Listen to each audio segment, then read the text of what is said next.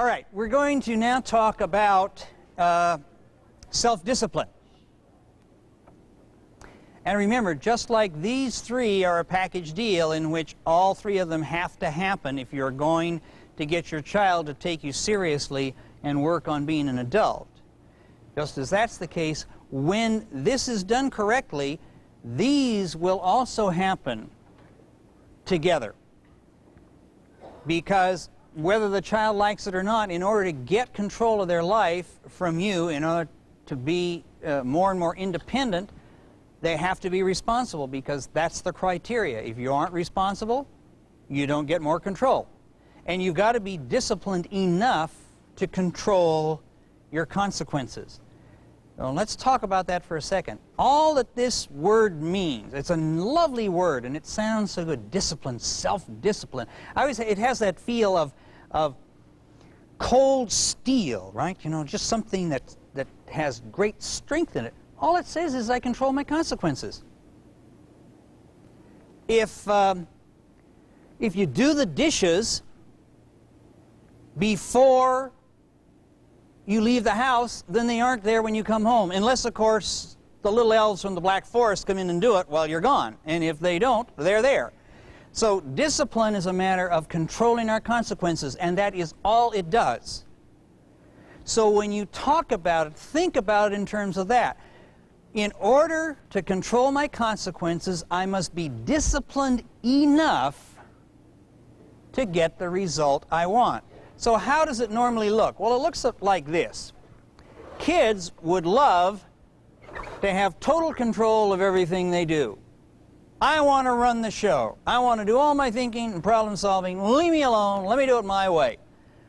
Now, the deal is, okay, you can do it to the extent that you will be responsible for what you do and are disciplined enough to get the job done.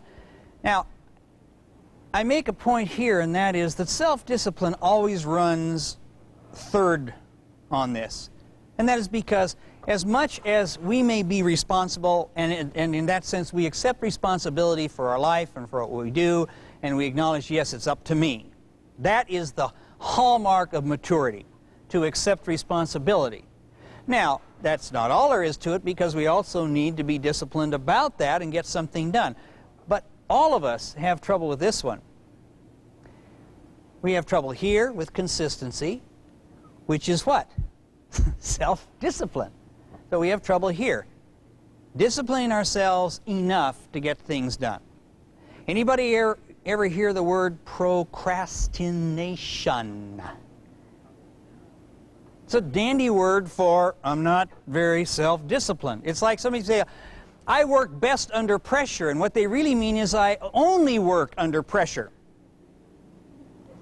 So understand that your children are the same way. They will be as disciplined as they have to be. And all you're saying is be disciplined enough to get the results that I expect from you, and I won't ask any more than that, because I know if you learn to do that, you will do as much as you have to wherever you are. The idea that our kids will be that self-disciplined is unrealistic, because we aren't. So always look at it as kind of following behind responsibility. But this is the one that shouldn't be over here. If this one's over here, then this one should be over here too. The idea is you want this, you have to earn it. Be out here with it. And if for a while you fail, like you stop doing something, putting your clothes away or whatever, that's fine. We just take away... I'm sorry, did the wrong way. If you fail to do the job, we'll take away your decision making at the same time, and we'll control it. So, down to self-discipline now. Understand that self-discipline is what we do to the degree that it gets us the results we want.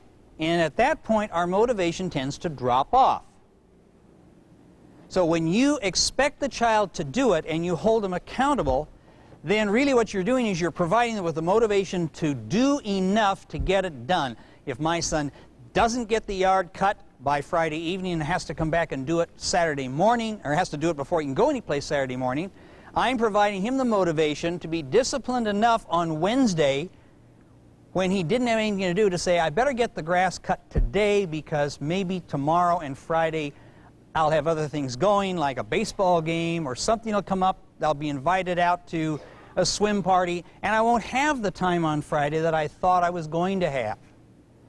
You ever found yourself in that situation where you figured you'd get something done at a certain time and then circumstances caught up with you? Well, let them experience that too, so they don't wait till they're adults to find out that I shouldn't always wait till the last minute and then say, oh, it's like, oh, 5 minutes late to work. If the lights had just been with me. That's not the way to plan your trip to the office. Or it's like you go out and you say, oh, I got a flat tire. Why now? Well, when did you want it? You tell me when you want that flat tire. We never want the flat tire. It doesn't matter when it is. Why do we say, oh, now? I'd like it next Wednesday afternoon at 3 o'clock. No. So, self-discipline. I'm going to talk about a couple of situations and how to motivate the child to be more self-disciplined. And the first one I want to illustrate is two brothers, about 8 and 10, both with bicycles. They lived in a house. The parents had come in to see me about some things with them. They lived in a house with a long driveway that went into the street, and the street was fairly busy. And so Dad was out working in the front yard one Saturday just taking care of some gardening chores, and he saw both of his sons and this neighbor boy zipping down their driveway, which was really fun because they could get going pretty fast, and then zooming out into the street. And he said, wait a minute, you could get hit by a car, because cars came along there pretty fast, and they weren't going to be looking for some kid on a bicycle to come zipping out in front of them. So he called him over and says, hey, no more of that. Don't do that, it's dangerous. So they said, okay. So he went about his business. He came back out about a half hour later, and here was his youngest son down the driveway into the street. So they were telling me about this, and I said, what did you do? He said, I took the bike away from him, hung it up in the garage, put a padlock on it, and said, you get it back in a month. Now understand when I say that what parents do in terms of rules and limits and consequences is up to them. And there isn't anything wrong with that choice. It isn't like there is a right way and then everything else is wrong. There are numerous ways, there are options. So what I talked to them about is I said, okay, let's look at this and just see it in terms of some other options. And then I want to explain why I would suggest a different way of doing it. What is it likely to accomplish? And my suggestion was, if that sort of thing happens again, or if it had happened, I would have had the son, come here, over here. Yep, Dad, of course, he knew he was in trouble. Come over here. Put your bike down here in the grass. Sit down, and just stay right here. Now, of course, you've got to have a child, and this child would have. He was, like I said, only about 8 or 9 years old, so he wasn't going to defy Dad at that point because he knew Dad was pretty unhappy. So he sits down with the bike. Now, while he's sitting there, what's going on? His brother and the boy down the street are riding their bikes. And he gets to sit there and not ride his. Now you see, the problem was when Dad put it in the garage and locked it up, he definitely said, I'm controlling your consequence, I'm controlling the choice. But the problem was, well, there's my bike, it's gone for a month, so he went off to do something else. My point was, let's see if we can't get him to focus on what a dumb idea it was to go zipping out into the street again, to not be self-disciplined enough to behave himself and do what he said he would do. And what I want him to do is sit there and think about it. Well, the best way to think about it is to have to watch his brother and his friend ride their bikes while he has to sit in the yard. Now, I said the option after that is whatever you want. You could come back in a half hour or an hour or whatever. I would let him sit there for a good period of time, long enough to really feel like he's suffering. Then you could come back and you could say, okay, are you ready to to ride your bike and not go up and down, or not go down the driveway anymore into the street? See, and I would want a commitment from the child. I want you to say yes to what? Yes, I will be responsible. I want to hear the yes. I want the child to acknowledge that he understands we are making a contract, because I'm going to hold him accountable for the contract. So he says yes. I say, okay, get on your bike and go. Now that's one option. Or after an hour you could say, well, do you understand what you did wrong? And maybe say, okay, put it away for the rest of the day. You can use it tomorrow. You can go any way you want. What I'm saying is that this is the choice of the parent. I would just recommend that that child is going to probably learn more about his decision making and be more motivated to do what he's expected to do if he has to sit there for a period of time and watch what he's missing out on. His choice to ride his bike was removed in either situation. But in one case it's removed for a month, it's in the garage and it's kind of out of sight, out of mind. In the other, it's removed for an hour or 2 hours or whatever, and it's right there with him the whole time. He is very aware of what his choice cost him. Now, I give you those two not to say one is right and one is wrong. I give you those two to balance off two very different ways of handling the same situation, with the idea that you decide which one you like. Here's why. Either one will work. Either one will work if you do what? If you do it consistently. My thought is that by doing it that day, I solve two problems. I allow myself the option to teach the lesson again very soon. Repetition, very soon, if he hasn't learned it. On the other hand, if he has learned it, the matter is over and done within a short period of time, and I don't have it hanging over my head. It's like grounding a child for a month. You see, okay, so he's in prison, but who's going to be the jailer? And what parents find out is, I have stuck myself with a problem in the course of trying to stick my child with a consequence. Or put it this way, I got the consequence too. So my idea is, how quickly can we teach the lesson and get on with things? That's why I would say, you're not grounded for a week because your homework isn't done. You're grounded until it's done. You're not even grounded for the weekend. Let's say on Friday, the child says, well, I didn't do my homework. I found out about you didn't do your homework. You're grounded for the weekend. When do you think that child is going to do the homework? They're certainly not going to sit down and do it right then. I want them to understand you need to get on with business and get this self-discipline back under control. Get your work done. I think the best way to get them to do it now, instead of pouting for 2 days, and I don't want to put up with the pouting. I think the best way is to say, you are free to go as soon as it's done. Remember what we started out with when they were tiny? As soon as you pick up your toys, you can go out and play with Susie. Well, here it is, 15 years old. As soon as you do your homework, you can go out and play with Susie. And he's far more motivated now. Susie's a lot cuter than she was when she was 5. So, things aren't that complicated. And my idea is like my wife used to say, KISS. Keep it simple. Stupid. Okay.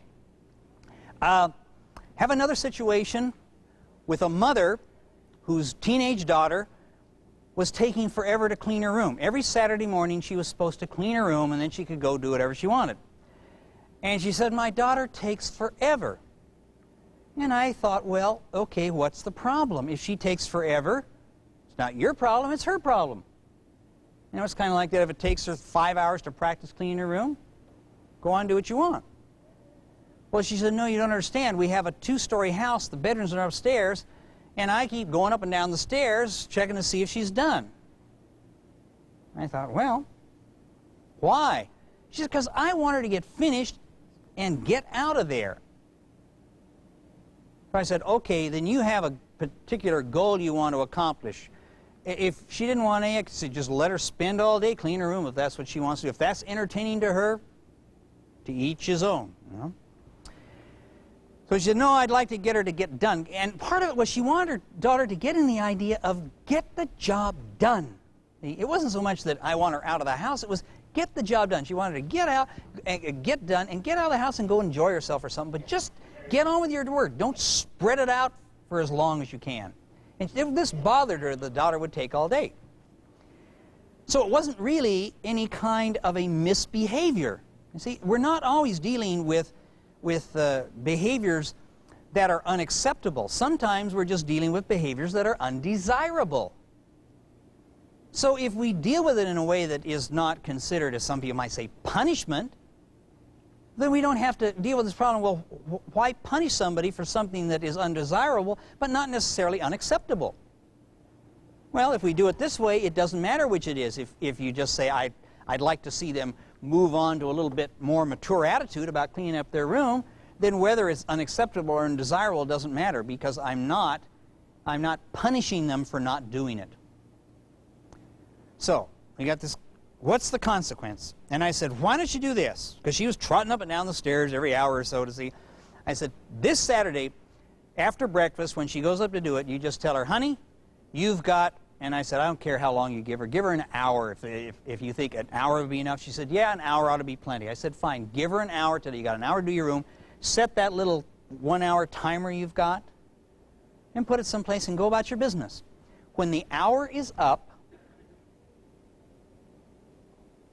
whatever you do, set an alarm, whatever, when the hour is up, go upstairs. If she's not finished with the room, tell her, honey, come on with me. Take her downstairs, show her the vacuum, explain to her what it is and what it does, and say, now I want you to vacuum this rug. And she said, well, what if the rug doesn't need vacuuming? I said, that's not the point. The point is, can you tell if your rug has been vacuumed? She said, yes. That's the only thing. She's going to have to vacuum the whole rug, because if she doesn't, you can look at it and say, you didn't do this. You just want her to come down and push the vacuum all the way across the rug. When she gets finished, say, thank you, honey, that's very nice. Now go on back up and finish your room, and you've got 30 minutes. Set the timer again. Now what are we trying to do? We're trying to get this child... She's already accepting responsibility for her room because she does it every Saturday. She just takes forever. We're trying to get her disciplined enough to get it done and get out of here. So set it for 30 minutes, send her back up. At the end of 30 minutes, ding, the alarm goes up. Go on up and get her. If she's not through, honey, come on down. Now give her something else. Do the dishes, whatever. You know, if she wants to take all day to her room, you can get the rest of the house cleaned up. You got maid service built in if this girl wants to take all day in her room. When you get the dishes done, then send her back up and say, okay, honey, you've got another 30 minutes to do your room. I said, you do that a couple of times, and unless she is really brain dead, she's going to figure out that it's a whole lot smarter to get her room done and get on with her life than to do your house cleaning for you. I said, and if she doesn't, what the heck? You know, who could ask for a better deal than that? I get my house cleaned every Saturday by my daughter. Well, we knew what was going to happen. She went home and did it, and the daughter, it took 1 hour and vacuuming the rugs, and the half hour, and she was done. And that was the end of it. Now, if people say, well, how do you get change that quickly? You don't always get change that quickly. You get change that quickly if the child believes, holy smokes, they mean this and they're going to do it. That's why I recommend quick consequences that happen now, so the child begins to learn right now, you really have changed. The father who put the bike up will probably put it up again, but it's going to take a month for that to happen. How many months is it going to be before the child realizes, oh, Dad means this? Let's say that he has to hang it up 3 times to get the child to understand.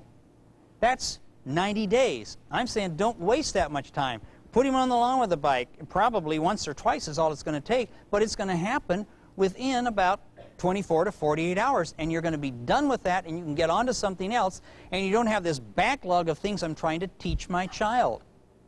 got that one done, scratch that off the list, move on to something else. There's always more coming on. Again, what's the point here? We want to teach the daughter to get up there and discipline yourself to get it done. I have a situation, mother had a son who always forgot his jacket. Not like we said before where he lost it someplace. He wouldn't take it with him. 16-year-old. And she's like, I can't get him to take his jacket. And I said, well, so what's the problem? In fact, in this situation, I had the mother and the son in the office when this came up. And she was complaining in front, which I don't recommend, but she had come in together and he was sitting there and she was saying, well, these are the problems. And so I stopped her at that and I said, I wanted him to feel like this isn't Mom and me talking about you. You know, this is my problem here.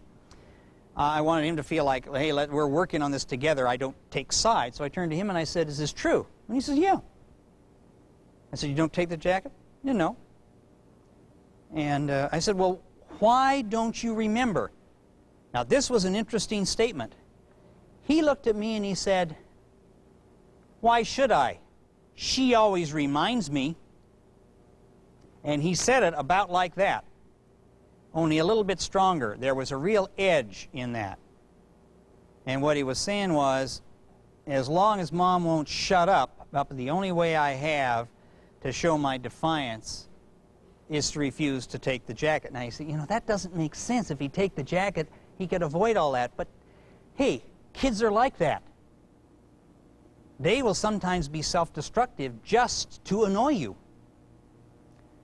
So anyway, I talked to the mother about don't say it anymore. But then this brought on the general scenario of what do you do when a child's going out the door and they haven't got their jacket? And some of you come from fairly cold climates, let's say, and it's November and they're headed out the door and they don't have a jacket on. You say, hey, wait a minute, where are you going? We're going to the movie. Well, you need a jacket. No, I don't. Yes, you do. No, I don't.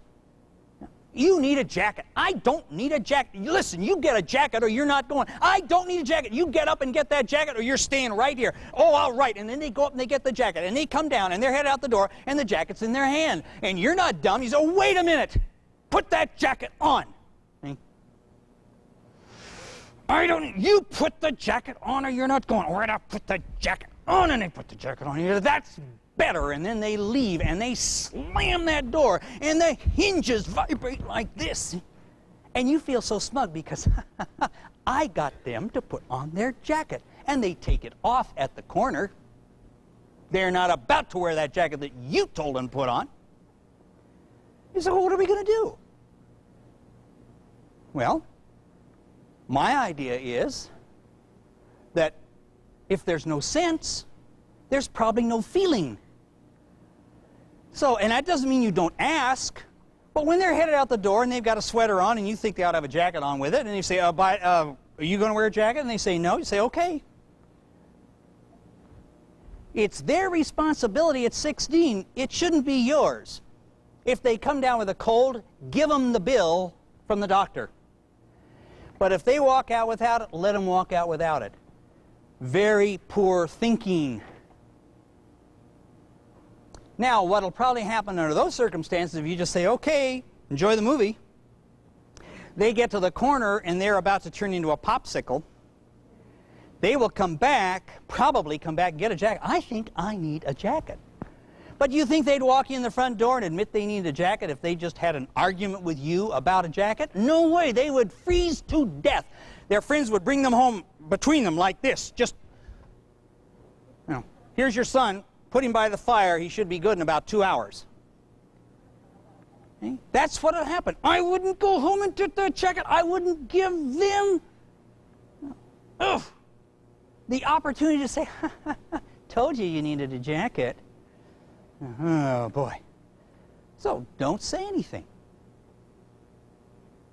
Now you say, yeah, but, see, and then the mom and daddiness comes out because that's my child. And they're going to go out and they're going to suffer. Like I said, no sense, no feeling. Let them suffer. Let them find out for themselves. This was not a smart idea. because sooner or later they're going to have to figure it out. Better now, while they're still in excellent health and can survive pneumonia. I over-dramatize that. Okay, now, another situation. Sometimes there are situations, kind of like the girl upstairs, it was undesirable, it wasn't necessarily unacceptable. Sometimes it's just educating a child to become more self-disciplined in an area that has nothing to do with either undesirable or unacceptable. When my kids were growing up, I gave them a budget, not an allowance. Actually, we started out with allowances. You know, that's the old thing, the dole system. Primarily when they badger you for money and you go, okay, well, here's this and this and this.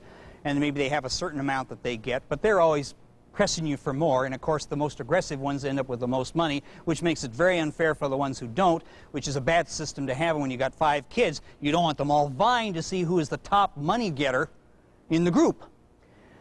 So what happened was we were getting, it was school, it was just before school started, and it was the time for the outfitting of the kids. If you haven't been through that, you haven't experienced a wonderful. And this day we were going down to get shoes.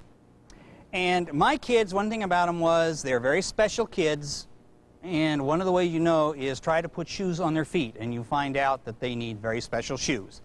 They need stride rights and whatever else, and so, but we have to get, everybody gets 2 pairs of shoes. They get a pair of tennis shoes for playing in, and they get a pair of dress shoes to go to church or go to nice places, whatever. So we're headed down, and one of my sons, I'm sorry, but it was one of my sons, said, Dad, could I have a pair of Adidas? This is Adidas or Schmidas. I didn't know what they were. I thought tennis shoes were tennis shoes. So I said, sure, you can have Adidas. What the heck? And see, he was going into junior high. And going to junior high, he had to have the right clothes, OPs and Adidas. And I found out later if your tennis shoes don't have the right number of stripes on them, that you're a social out of it. And his sister called him a soch. She was a year ahead of him in school. And what's funny is this guy had a personality that wouldn't quit. Now anyway, we're going down to get the Adidas, and we walk in, and at this time I was in graduate school. See, I didn't go to graduate school when I was in my 20s. I went into the Navy and flew for 12 years, and then I got out and went into business for a couple of years, and then I sold the business and used the money to go back to graduate school. So I went back to graduate school. I was fighting with my oldest child to see who was going to finish college first. Me for my MA and his for his BA. And so I was working, I was going to school full time, I was on the GI Bill, I was working 2 other jobs because I had 5 kids to take care of. So we get down to buy the shoes, and I walk in, and he says, there they are, Dad, and here's the Adidas, and they're beautiful. And then I look at the price, and I'm thinking, I can't afford, I don't even spend that much for my dress shoes right now, and this kid could wear out a pair of tennis shoes sitting in a chair. His initials are RPM. He comes by them legitimately. He is just a ball of fire. And so I said, I can't afford that. So we're starting out, we're going from store to store to get the stride rights or whatever we need. And I'm talking to him, and I'm trying to talk him out of this. You know how far I was getting? That's when I first learned talking, forget it. Because in my best graduate school psychology, I'm trying to talk him out of the shoes. Well, son, you know, and what I'm getting is, yeah, Dad, yeah, right. I mean, he's really buying it. He wants to hear all of this about why he shouldn't have those shoes. He didn't want to hear any of it. He wanted the shoes. So we didn't get them that day because we just got through the dress shoe part of it. So we went home, and I thought, I got to do something. This is out of hand. So I had a brainstorm or something like it. And I said, okay, we're going to have a family conference. Sit down. Family conference. Now, at our family conferences, I handed out paper and pencils to everybody, probably for nothing more than the fact that it allowed them to doodle while Dad gets through the dull stuff. And I said, okay, I got a new deal for you. Oh, a new deal from Dad. Weird, Dad's got another new deal for us. I said, here's the new deal. The new deal is this. From now on, no allowances. And they kind of looked at me and said, from now on, you are on a budget. And they told me, like, what's that? I said, here's the deal. You will have a monthly budget. And out of that budget, you take care of the expenses that are your expenses. Like if you want to buy your lunch at school, you buy it out of that. If you want to take your lunch, you fix it here at home. We pay for it here, you pay for it there. If you want to go to a movie on your own, you pay for it there. If we take you, we pay for it. Things like that. And I said, in addition to that, I will give you a semi-annual clothing allowance. One in August to outfit you for school, and then one again in the spring to get you through the rest of the year, because we lived up in the mountains at that time and they needed, it snowed very heavily. And so they needed ski jackets and things like that, heavy jackets to wear. In fact, I told my kids, see, my kids when they were little, we lived up there, the youngest ones went to a little 2-room stone schoolhouse. Old schoolhouse, built of stone, in 2 rooms. One teacher taught 1st, 2nd, and 3rd. Other teachers taught 4th, 5th, and 6th. And they used to have to walk to school. There was no transportation up. This was a little mountain community, and they had to walk a mile to school. And I used to say, you know, when you kids grow up, I expect you to all come back and thank me, because how many kids your age are going to be able to tell their kids, when I was your, what do you mean you want a car? When I was your age, I was walking a mile to school in the snow. You know, if you really want to make it big, tell them you were barefoot. But anyway, I said, you get a clothing allowance, and the clothing allowance will be for whatever you want to spend on your school clothes. And then there will be a little bit of maintenance that goes along to if you need a new pair of Levi's or whatever. I said, how do you like that? Now remember, what was the message in this? I was putting them in control. You control it. They loved it. They said, yeah, that's great. And I said, how much? No, oh, well, I got to make this clear, because I've had people that heard this and went home and did it. And they just went home and said, well, how much do you think you ought to get? And it started around the table. And, of course, the first one says this, and the second one ups it, and the next one ups it, and you got the national debt by the time you get around the table. I just, out of luck, I said, write down on your pad how much you think you should receive. And so they all wrote it down. And what was interesting was the 2 that were in junior high wrote exactly the same amount without any consulting with each other. They wrote exactly the same amount, and the 2 who were in elementary school wrote exactly the same amount. And then they handed them in to me, and I looked at them, and I raised it, which really got them excited. But I knew they weren't going to make it on what they had put down. But what was interesting is that they had a pretty good idea of our family budget without us ever having discussed it. Kids know about how much they should expect to be able to spend. So anyway, what I recommend is if you have anybody do that, be sure that they write it down without consultation. Because if you turn this into a project and it's staffed by the kids, the next thing you know, you'll be wondering where you're going to get the money for the project. So anyway, that's what I gave it back to them. And then, we did a couple other things. In order for them to not have cash floating around, I gave them checkbooks. And I said, whenever you want some money, you write a check, you come, and we'll give you the money. And that's the way we'll keep track of how much you've had this month. So the 2 littlest ones, not to be too trusting, quickly went over, each wrote a check for $1. Came back, handed it to me. Fortunately, I reached in my pocket, I had 2 $1 bills. It was probably at that time, it's about all I had. But I had 2 $1 bills. I handed it to them. As far as they were concerned, it worked. They didn't need to check it out any more than that. Somehow or other, this thing works. You hand them this, and you get money. Good. They were good to go on it. Then we went back down to get the rest of the clothes for school. And now my son still wanted the Adidas. But look at what had changed.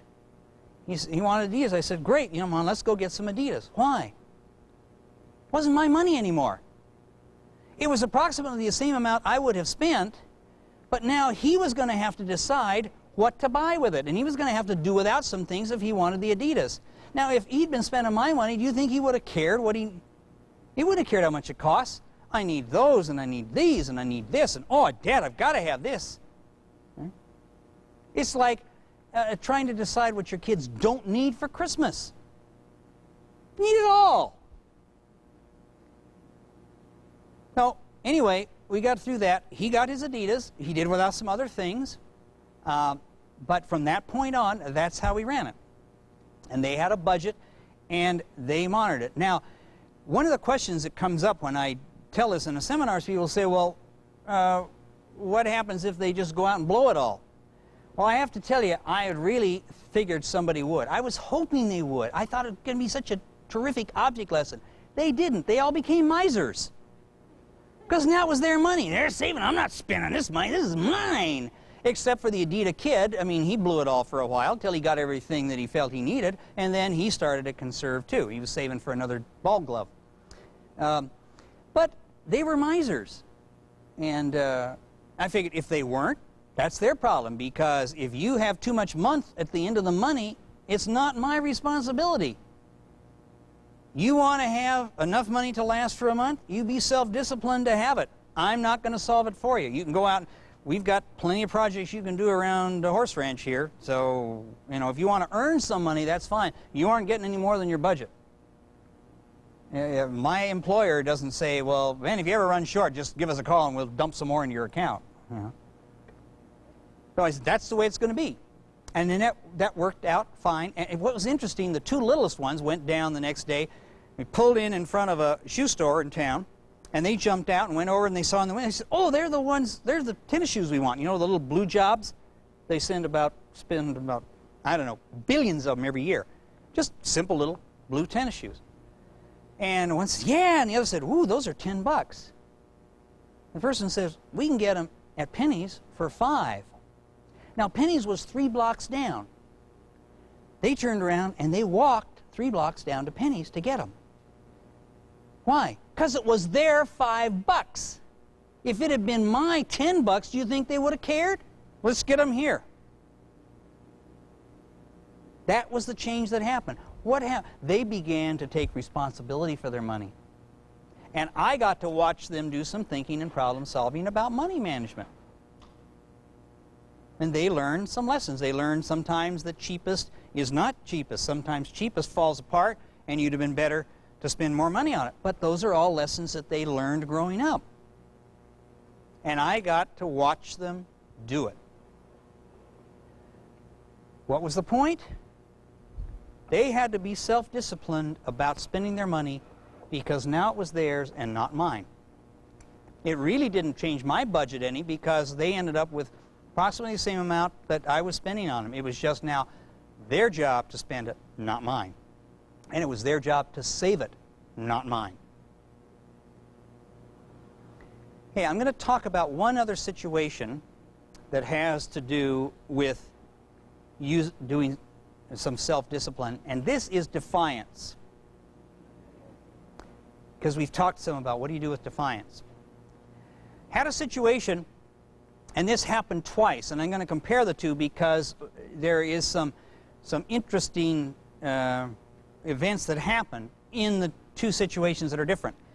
In the first situation, I had been doing a weekly series, workshops for about 5 weeks, and we were discussing different things, and as happened, somebody asked a question. You've done some of it here, and then I just kind of come up with, well, let's try this for an answer.